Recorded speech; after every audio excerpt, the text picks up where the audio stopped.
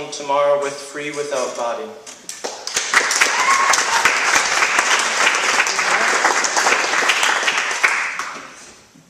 My government teacher taught me a thing or two about sob stories and how well they work in propaganda. As we read through college essays that made a difference, I learned that essays like these really can make a difference, but not in an honest fashion. I could write about my personal hardships, friends I've lost, and small tragedies that wouldn't compare to what some people have to go through in this world. It would be pointless. I don't want to exploit your dead bodies. You're all dead boys, children. With all this wars and military service, it is a surprise you didn't die in uniform. What can I say to you now? You missed the moon tonight. It was glowing for you, angels. You'd always tell me about how you wanted to fly. A prisoner in your own body. My dad said it was to be expected in your case. It was only a matter of time before you left us for the skies. You were finally freed, so I don't doubt that you have fled this underground tunnel we built for you. No one needs to pretend to any longer. Thank you.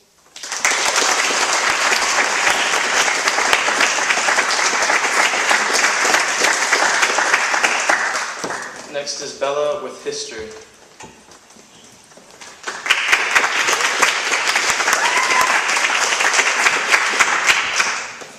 We have a long history of fear. It's in our blood, it's in the dirt.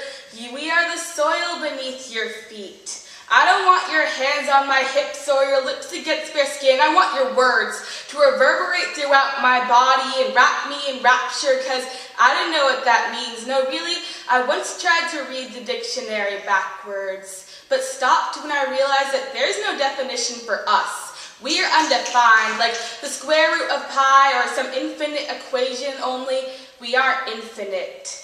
Your hand ends where mine begins, but they aren't really hands, more like name tags or a neon sign that scream, look at me. We are not the same. You always took things one step too far, never learned the difference between ironically funny and mildly insulting. This is all mine, my body, my blood, my words, but you never learned. Now this is what they call an intervention, but who is they and what do they know? I'm well aware of what they think they know, but it's a far cry from the truth. This book can't be judged by its cover. It doesn't have one. It starts someplace near the middle and is a run-on sentence going on and on and on. Like you couldn't be bothered to stop for just 1 minute to see that I'm no pigeon, I'm an airplane, and I'm going so much farther than you ever will. I'll leave you behind like a dying plant on my windowsill. I'm not afraid of you. We have a long history of fear, but I have an even longer one of not giving a shit.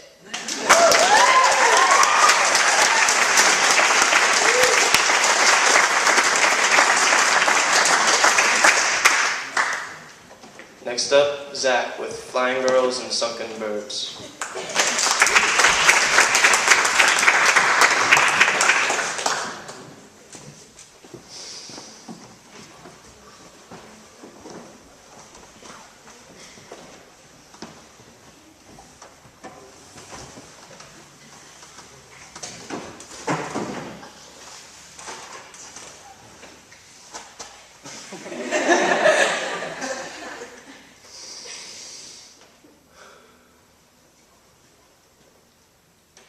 There only used to be one city, which would make you on the edge of the world. So cough out the dead black hair of the last girl and for a second become the flightless, extinct King Island emu to dive into deep and frolic with decaying boys that would never contaminate your feathers.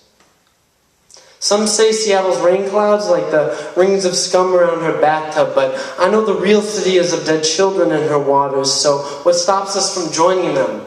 That fence, that would do nothing, and these words would break politicians like the body of the girl who wrote the concrete water under the Aurora Bridge last night, and the bubbles that seeped from her lips spelled out regrets, but even a bird's body flows, so she papier-mâchéed her unspoken suicide notes into a gravestone that lay heavy on her chest while I shape her face with these words. I leave out a mouth in place of a brain that never forgets the muscle memories of turning bodies into cracked rib prison cages, or screams that fit the ridges. The sound travels through these hollow bodies like 1 million boys yelling in 100 white wells, and I hear them.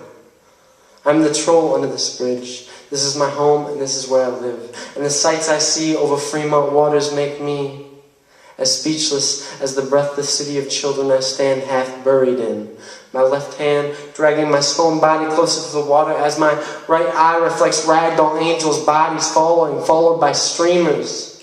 Please stop falling and take this bouquet. Take these flowers, have part of you rooted through this bridge's barriers so you can feed the sorrow that sags my eyes. I know trolls are supposed to be kept hidden, but this old hidden thing has seen too much. Thanks.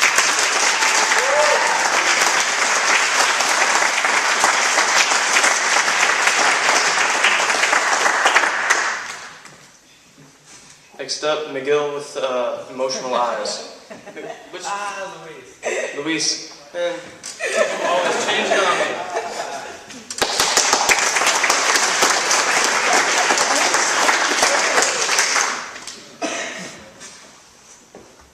What's up with the broken heart-shaped look in your googly eyes? Doubtful thoughts rush into mind.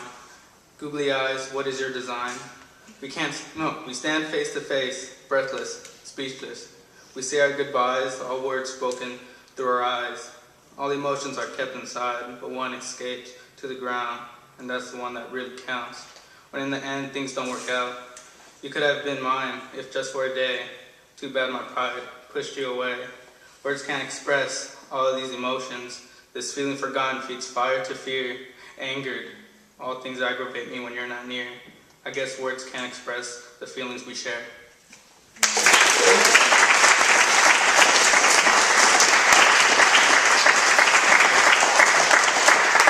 Thank you so much, Luis.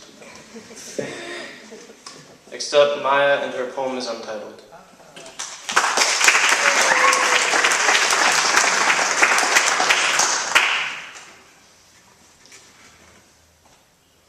I'm counting down.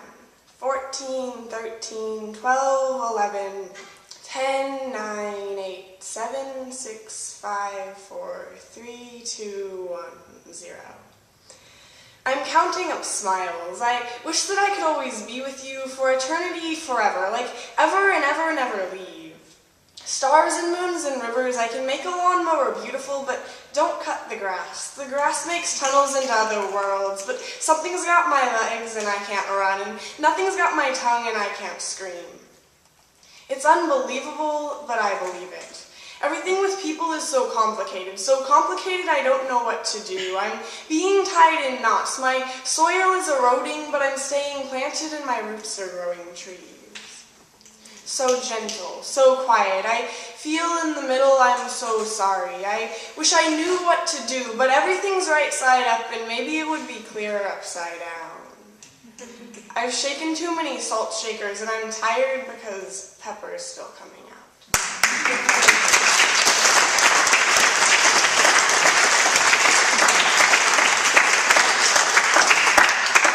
Please welcome Robert with Modern Revolution.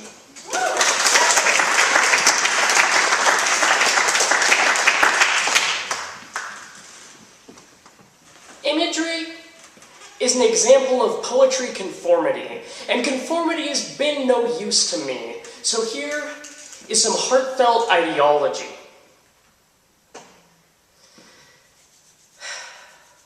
There was a headline.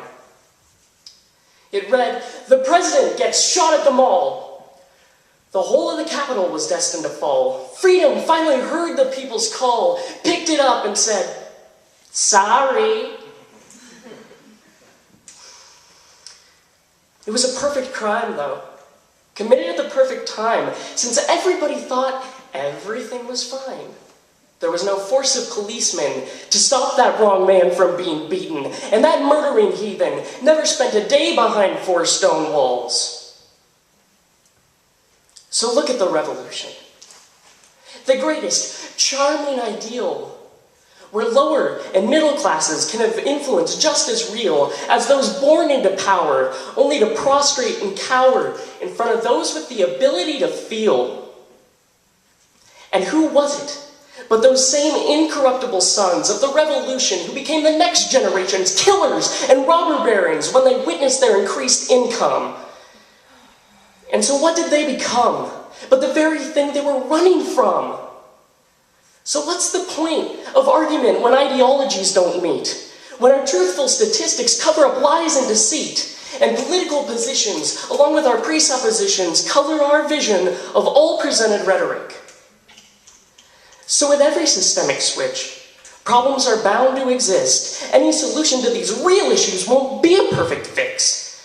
The issue shouldn't be our frustration, but the attempt at mitigation of the excess litigation on the part of the Christians who start the resistance among these fundamentalists. But could there be something to it?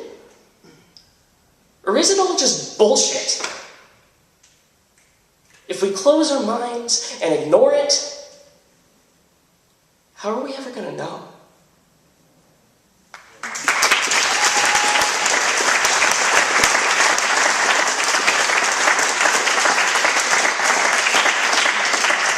Next is Jasper with Meeting of the Minds.